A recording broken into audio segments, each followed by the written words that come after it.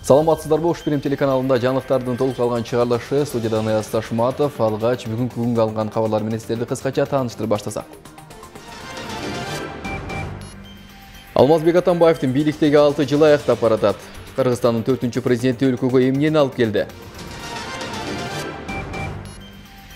Жол кырсыгы үчүн жазаны катаалдантуу сунушталууда. Быйыл 9 айда Кыргызстанда ВИЧ инфекциясын жуктуруп алгандар өткөн жылга салыштырмалуу 15,1%га көбөйдү. Кыргызстанда ички авиакаттамдардын баалары төмөндөйт. Кыргыз Республикасынын президенти Алмазбек Атамбаев бүгүн 22 ноябрда кызматтык милдеттерин ак ниет жана үлгүлүү аткаргандыгы үчүн, ошондой эле Кыргыз Республикасынын улуттук коопсуздугун камсыз кылуу ишине кошкон салымы үчүн Улуттук коопсуздук мамлекеттик комитетинин кызматкерлерине мамлекеттик сыйлыктарды жана президенттик энчилүү сааттарды тапшырды. Өз сөзүндө мамлекет башчысы УКМК кызматкерлерин сыйлыктары менен куттуктап, кынтыксыз кызматы жана кесипкөйлүгү үчүн ыраазычылык билдирди. Сиздер өлкөнүн улуттук коопсуздугун камсыз кылууга зор салым коштуңуздар. УКМКнын ыкчам, кадрдык жана аналитикалык мүмкүнчүлүктөрүн аркасында өлкөдө туруктуулукту сактап калууга, Кыргызстанды тышкы жана ички коркунучтардан коргоо ишинде жогорку көрсөткүчтөрдү жаратууга мүмкүн болду, деди президент Алмазбек Атамбаев.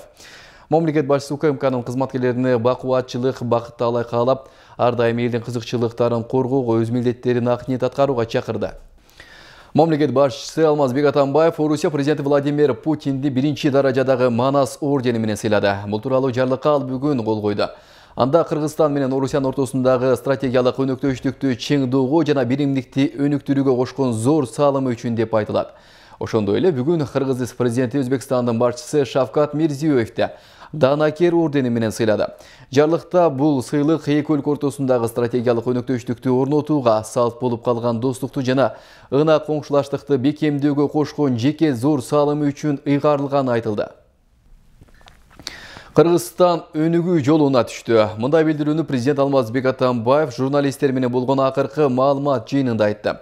Өлкө башчысы президенттик мөөнөттөгү акыркы маалымат жыйынында 6 жыл аралыктагы аткарылган иштер жана кетирилген кемчиликтерди айтып берди. Алмазбек Атамбаевдин президенттик мөөнөтү 24 ноябрда аяктап, өлкө башчысы өз ордун кийинки шайланган президентке өткөрүп бермекчи. Азыркы учурда 6 жылдык убакыттагы аткарылган иштерге анализ жасалып жаткан учур. Кесиптешим Марат Акимбек уулу Алмазбек Атамбаевдин башкаруусундагы экономикалык кырдаалга саресеп салып көрдү. Алмазбек Атамбаев президенттик кызматка саясий да, экономикалык да оор абалда келди. 2011-жылы Кыргызстандагы коомдук абал туруктуу эмес болчу. Экономикалык иштер кийинки орунда туруп, өлкө башчысы үчүн коомдук саясий абалды турукташтыруу маанилүү эле. Эксперттер ошол учурдагы Атамбаевдин кырдаалга карата мамилесин ийгиликтүү кадам катары сыпатташат. Саясий туруктуулуктун орношу менен экономикадагы алдыга жылыш байкалган. 11-12 жыл этап стагнация деп айтып коет экономикалык тилде орусча. Же артка кетүү, же алга жылуу жок, мындай бир темпте туруп калган мезгил болду. Анан мына 2012, 2013, 2014 жылдарда бир аз өсүү болду. Мына 15-16 жылдары бир аз төмөндөй болду. Бул ошол Евразиялык экономикалык биримдикке киргенден кийин биз ошол биримдиктин алкагында өзүбүздүн продукциябызды экспортко чыгара албай калган мезгилдер болду да. Бирок мына акыркы мезгилде ала турган болсок, бардык көрсөткүчтөр боюнча бир аз болсо дагы өсүү бар. Бул факт. Эксперттер Атамбаев башкарган 6 жылдын акыркы 3 жылында гана экономикалык өсүш болгонун белгилешет. Бирок 2015-жылы Кыргызстан бажы биримдигине мүчө болуп, жаралган жаңы кырдаал экономиканын өсүшүн басаңдатты. Анткени бажы биримдигиндеги мамлекеттердин экономикасына туруштук берүү жеңил эмес болчу. Мындай абал көпкө созулган жок. Эксперттер ЕАЭПтеги башка өнөктөштөргө салыштырмалуу Кыргызстандын учурдагы абалы бир кыйлага жакшы экенин айтышат. Ички дүң продукциянын көлөмү 3% түшсө, коңшуларда абал мындан да төмөн болууда. Евразиялык экономикалык биримдикке, башка интеграциялык уюмдарга кирген өнөктөштөрүбүздүн астында биздин өсүш бир кыйла алардан айырмаланып турат да. Ошол эле Россия, Казакстандын эмесине караганда аларда өсүш мынчалык жогорку деңгээлде эмес, алардыкы 1-2%-тин тегерегинде болуп атат. Ошондуктан бул жагынан дагы биз чоң мүмкүнчүлүктөрүбүздү пайдаланганга аракет кылышыбыз керек. Негизги маселе бул мамлекеттик бюджеттин жылдан жылга өсүп жатышы. Ошо мамлекеттик бюджеттин кирешелеринин жардамында көптөгөн социалдык маселелердин чечилип жаткандыгы бул чоң ийгиликтердин бири.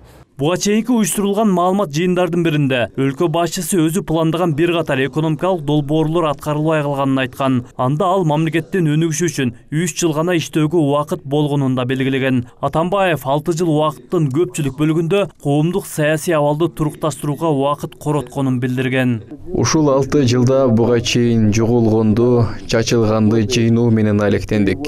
Ошондой эле үзгүлгөндү улап, моралдык жипти уладык. Ошондуктан мен ушул нерселерди башкы жетишкендик деп ойлойм. Алмазбек Атамбаевдин президенттик мөөнөтүндө Кыргызстан Евразия экономикалык биримдигине кирди. Мындан сырткары Борбор Азиядагы энергетикалык шакекчеден чыгып, өлкө энергетикалык көз карандысыздыкка ээ болду. Ага улай экономикалык башкы өнөктөш эсептелген Россия менен бирдикте Газпром Кыргызстан ишканасы түзүлдү. Бул эки өлкө ортосундагы экономикалык долбоорлорду колдоо максатта Кыргыз-Орус өнүктүрүү фонду да түптөлдү. 6 жыл аралыгындагы аткарылган иштерге кыргызстандыктар жакшы деген баасын беришүүдө. Жаман иштеди деп айта албайм, жакшы эле иштеди, стабилдүүлүк болду, өзүнүн ишин аткарды, тынчтык болду. Мигранттарга жакшы, Россия менен бирдиктүү болуп, аябай Россия менен жакшы кылды. Биз ыраазыбыз, Атамбаев вообще молодец. Кандайдыр бир деңгээлде бул иштеп берди десе болот. Кандайдыр бир деңгээлде туура эмес сүйлөп койгон жерлерин мойнуна алып атат эми болсо. Кыргызстан Евразия экономикалык биримдигине киргенден бери ишкерлер эл аралык талапка жооп бере турган продукцияларды даярдай башташты. Коңшулаш мамлекеттер менен болгон соода алакада бир топко жакшыргандыгы белгиленет. Алмазбек Атамбаевдин президенттик мөөнөтүндөгү дагы бир эске алчу жагдай инфраструктуранын жакшыргандыгы. Өкмөт тарабынан ипотекалык негизде турак жайлардын берилиши жана ишкерлерге 10% жеңилдетилген насыялардын берилип жаткандыгы активдешти. Мындай иш-аракеттер Алмазбек Атамбаевдин президенттик мөөнөттөгү жакшы иштеринин бир катары айтылып калды. Марат Акынбек уулу, Кудайберди Дыйканов, Ош Берим жаңылыктары.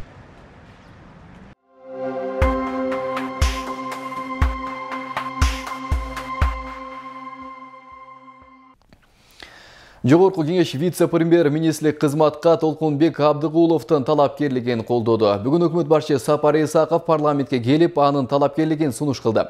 Натыйжада 83 депутат ага макул деп добуш берди.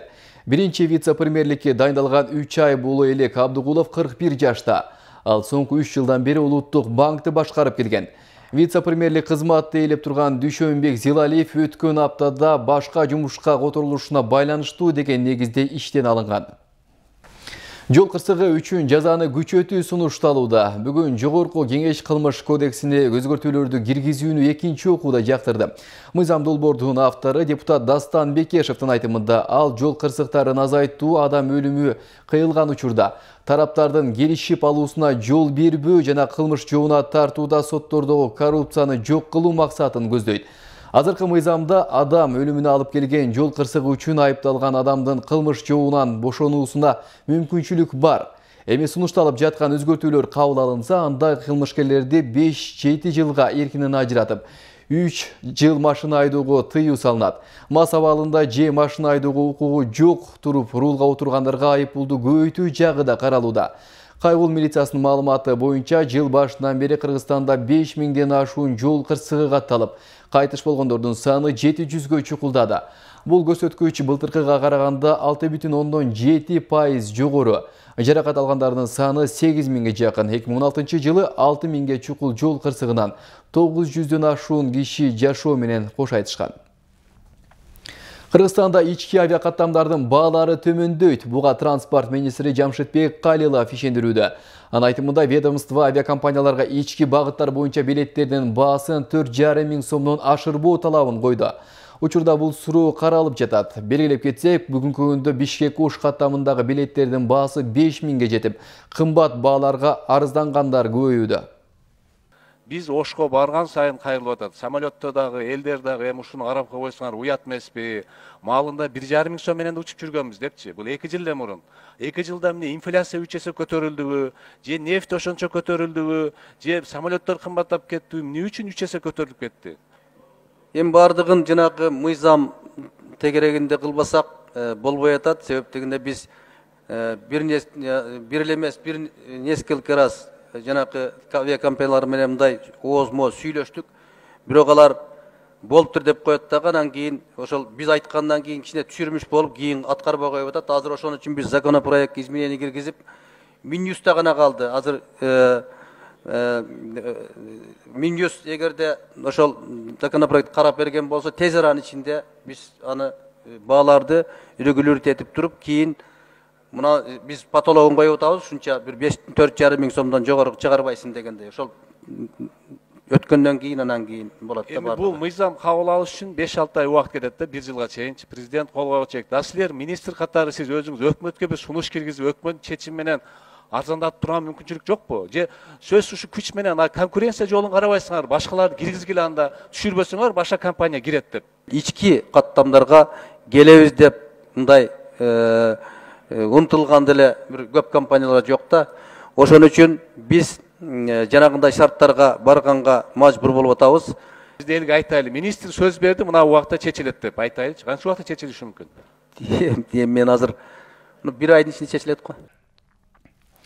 Жогорку кеңештин депутаты Аида Салянованын инисинин өлүмүнө байланыштуу ошол тегеректеги 51 видео көзөмөл камерадан алынган тасмалар 10 күн арта түрдүрүлүп, текшерилип жатат.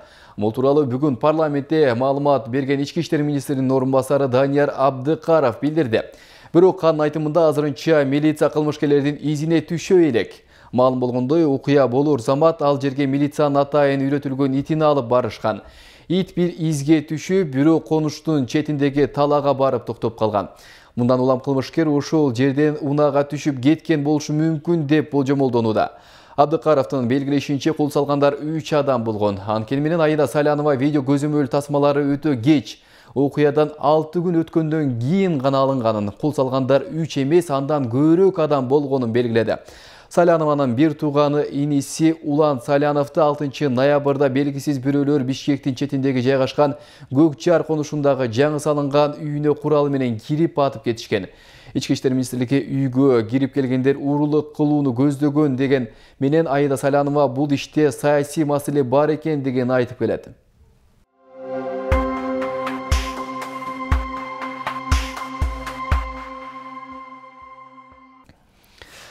Быйыл 9 айда Кыргызстанда ВИЧ инфекциясын жуктуруп алгандар өткөн жылга салыштырмалуу 15,1%га көбөйдү. Бул тууралуу Улуттук статистикалык комитеттин маалыматында айтылат. Адистердин айтымында мындан 10 жыл мурда ВИЧ илдети ийне аркылуу жугуп келсе, акыркы жылдары жыныстык катнаш аркылуу илдетти жуктуруп алгандар көп кездешүүдө. ВИЧ илдетин алып жүрүүчүлөрдүн абалы кандай? Кенжебү Маматсадыкованын материалында. Түшкү тамактануу убактысы жакындап калды. Тезинен мантыны түйө салып бышырыш керек. Чээде 3 эркек баланы анан кайнатасынын курсагын тойгозуу оңой иш эмес. Бардык жоопкерчиликти өз мойнуна алган каарман эртели кеч үй иши менен алек. Жолдошу болсо 1 жылдай ооруп жүрүп, өткөн жылы каза болуп калды. Агзылары агырып, бала юталмай калды. Башында аркасына чоң жара чыккан. Тынбай какырып жүтүлгөндүктөн өпкөсү ооруп жатат дедик. Кыш ичи ошентип чыкты. Жүрөгүм күйүп атат дечү. Оозу ооруп, акыркы күндөрү эч нерсе жута албай калды. Аябай арыктап кетти. Акыркы 1 айда кулактарынын аркасынан жара басып, чачы түшүп калды. Тырнактары жабышып, денесинен кан чыкпай калды. Ичи көбөп кетти. Ириң кан кетип, ичи токтобой калды. Saç töküldü. Hatta ki tırnakları hem yapışıp kan yok. Da kan komaktı. 10 жылдан бери Орусияга каттап иштеп жүргөн маркум 2015-жылы уктай албай жатам деп келет.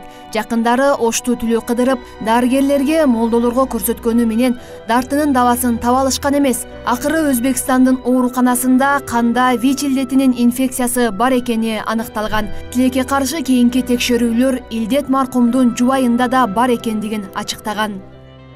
Bu darı içip, özü darı içkenden keyin ele tüge bittesen eken özü.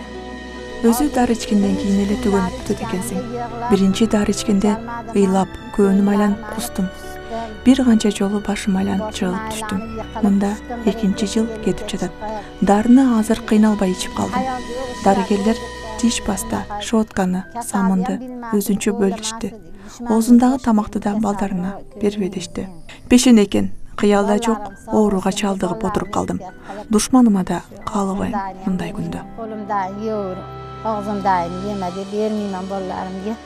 Атын жашырып жүзүн көрсөтүүдөн баш тарткан айымдын кубанган жери инфекция балдарында табылган жок. Ошондуктан жалгыз карманары алар. Учурда оорунун дарты табылып калар деген үмүт менен күн кечирүүдө. Ош hayal endi miyege fayda bulup kaldı. 4-6 ayda барып акысыз дарыланып турам. Күнүгө жатарда бир таблетка дары ичем. Эсимден чыгып калса 4 жашар балам апа дарың ичип ал деп алып келет. Кээде апа эмнеге дары иче бересиз деп суроо беришет. Чоңойгондо түшүнүп аласың деп коем. Алар эс тартып жатышат. Билип калса эмне болот? Элдин алдында кантип басып жүрүшөт. Менин да көзүм жумулуп калса 3 баланын тагдыры кандай болот деп түнү менен ойлонуп чыгам. Өксүтпөйүн, бирөөдөн кем кылбайын, атасы жогун билдирбейин деп жашап жатам. Жакын туугандарыбыз эле билбесе, кошуна колуң билбейт. Кээде апама барып, мени эмнеге төрөдүңүз? Жара албай калсам болот эле деп качалат кылам. Endi akam, opasinim hammasi bilib, o'zimni ehtiyotlashardi. Дарттын баарын билип, бирок билмексенге салып, ичинен күйүп жаткан бул үйдө дагы бирөө бар. Ал маркумдун атасы. Өмүр бою мектепте иштеп байлык чогултпадым. Жетишпестиктин айынан иштеп жүрүп балам мынтип өлүп берди деген аксакал оорусун билбей жүргөндөр канча деп суроо салып, аларга түшүндүрүү иштерин жүргүзүш керек деп кейейт. Бул менин балам эмес. Бир эле менин балам эмес. Көп балдар ооруп келип каза болуп калып жатышат. Баары эле Россиядан келип жатканда же кетип жатканда дарыгерлерге учурабай жүрө берип, ушундай ооруга чалдыгып калып жатышат. Жаштарга түшүндүрүп чогулуштарда бирөө жарым бул оору боюнча сүйлөбөй жатат. Эмне кылайын? Кеч калган экенбиз. Балаңдан айрылып тирүү калган болбойт экен. Баладан алдын кетиш керек экен. Кандай болуп? ВИЧ илдети менен Кыргызстанда 7000ден ашуун адам каттоого алынган. Ал эми Ош облусунда расмий каттоодо тургандар 1200дөн ашуун. Бирок бир катар бейөкмөт уюмдардын өкүлдөрү аталган илдетти жуктургандардын реалдуу көрсөткүчү мындан 3-4 эсе көп болушу мүмкүн экенин эскертип келишет. Коркунучтуу илдет Жалал Абад, Баткен, Ысык көл жана Нарын облусунда көп катталган. Эске салсак, аталган оорудан 1657 киши каза тапкан. Кенжебү Маматсадыкова, Кудайберди Иканов, Ош Перим жаңылыктары. Ош шаарындагы мектептерде башталгыч класстардын окуучуларына иштеги мите курттарга каршы дары бериле баштады. Ош аракет Оштогу санэпидем көзөмөл борборунун адистеринин көзөмөлүнүн алдында жүргүзүлүүдө. Оорунун алдын алуу аракеттери жыл сайын Ош шаардык мэриясынын колдоосу менен 10 жылдан бери өткөрүлүп келет. Бул тууралуу кененирээк кийинки материалда. Номер 11-чи Терешкова атындагы жатак мектеп-интернатында кенже класстарда окуган 320 окуучу иштеги мите куртуна каршы дары ичүүдөн өтүп жатышат. Окуучулар буга чейин мите курттарынын зыяндуулугу тууралуу дил баян жазышып, тазалыкты сактоо керектигин атайын тасмалардан да көрүшкөн. Аталган мектепте окуучулар жатып окугандыктан дарыгерлер да көп көңүл буруп турушат. Жыл сайын мына болуп атат. Убагында кандай эмдөөлөр болсо убагында жүргүзүп атат.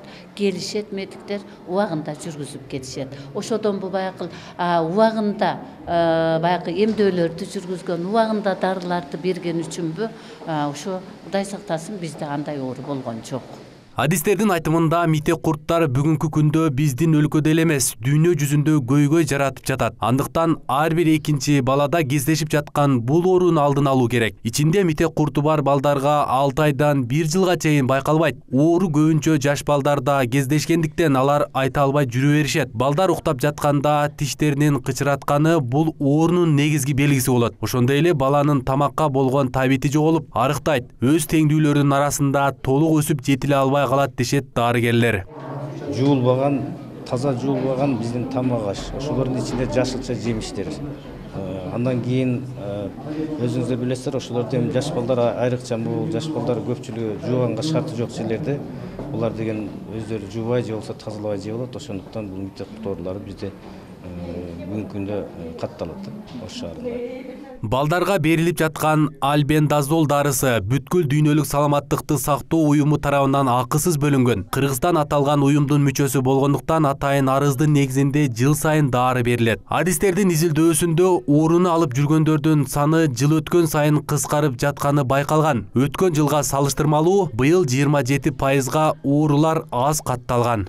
Ошолордон азыр мэрия бизге буйрук чыгарып, эместердин бардыгын берди, жардамдарды берди, ар бир эмеге алып жеткирүү үчүн.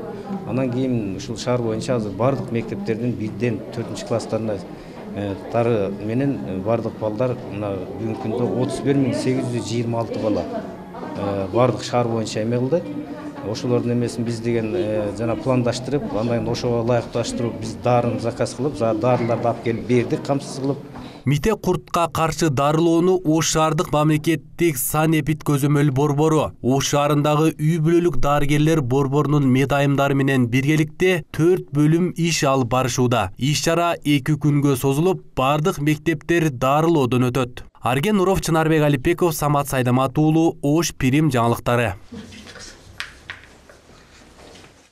Оштогу футбол академиясында машыгуулардын баасы төмөндөшү мүмкүн. Өлкөдөгү алгачкы жолу ачылган академияда азыр машыгуу келишим боюнча жылына $450 түзөт.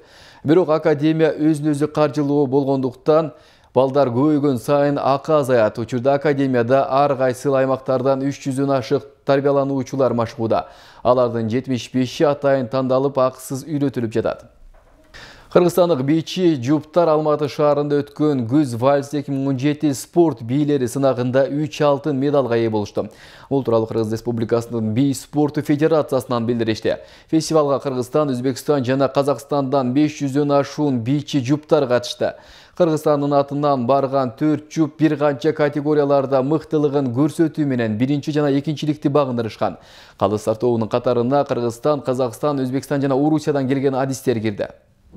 Кыргызстандык балбан Эсен Асанов Польшада өткөн күрөш боюнча дүйнө чемпионатында коло тагында. Бул тууралуу дүйнөлүк күрөш биримдигинин сайтында жарыяланды. Беттеште 23 жашка чейинки балбандар эркин, грек-рим жана аялдардын күрөшү боюнча күч сынашкан. Аталган чемпионат Быгдош шаарында 21 ноябрдан 26 ноябрга чейин өтүүдө. Асанов 75 килограммга чейинки салмак категориясында күч сынашкан. Кыргызстандык балбан Латвия, Белоруссия жана Венгриядан келген атаандаштарын утуп, жарым финалга чыга алган. Эсен Асанов 2016 жылы Түркиянын Чорум шаарында өткөн студенттердин дүйнөлүк чемпионатынын жеңүүчүсү болгон. Сиздерге окуп жеткирмекчи болгон кабарлар топтомуна ушулар болду. Алдыда болсо эртеңки күндүн аба ырайы тууралуу маалымат менен таанышып аласыздар. Ушул жана башка кабарларды сиздер кийинки Ош Пирим КЖ сайтына кирип таанышып алсаңыздар болот. Кайрадан эфир аркылуу жолугушканча сак саламатта калыңыздар.